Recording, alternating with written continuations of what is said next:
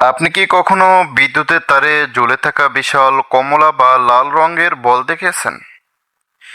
কিন্তু প্রশ্ন হলো, এই বলগুলোর কাজ কি? সব বিদ্যুতের তারে কি এই বল থাকে? কোন কোন জায়গায় এগুলো লাগানো হয়? এই বলগুলো কত বড় হয়? নাকি এর পেছনে লুকিয়ে আছে বড় কোনো রহস্য? চলুন জেনে নেওয়া যাক। প্রথমত, এই বলগুলোর কাজ কি? এর প্রধান কাজ বিমান ও হেলিকপ্টারকে বিদ্যুতের তার দেখতে সাহায্য করা। কারণ আকাশ থেকে হাই ভোল্টেজের তার খুব সরু ও ধূসর দেখায়, তাই পাইলট সহজে বুঝতে পারে না। এই রঙিন বলগুলো দূর থেকেই চোখে পড়ে, ফলে দুর্ঘটনার ঝুঁকি অনেক কমে যায়। দ্বিতীয়ত, সব বিদ্যুতের তারে কি এই বল থাকে?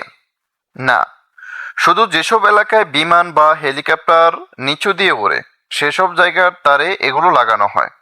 কোন কোন জায়গায় এগুলো লাগানো হয়? বিমানবন্দরের আশেপাশে, বড় নদী বা জলাশয়ের ওপর দিয়ে যাওয়া বিদ্যুতের লাইনে, পাহাড়ি এলাকায় বা গুরুত্বপূর্ণ হাইওয়ের কাছাকাছি উঁচু টাওয়ারে। চতুর্থত, এই বলগুলো কত বড় হয়? নিচ থেকে ছোট মনে হলেও বাস্তবে এগুলো প্রায় 36 ইঞ্চি বা 91 সেন্টিমিটার ব্যাসের হয়, অর্থাৎ একটি বড় বিস বলের মতো। কিছু নিচু লাইনে 20 ইঞ্চির বলও ব্যবহার করা হয়।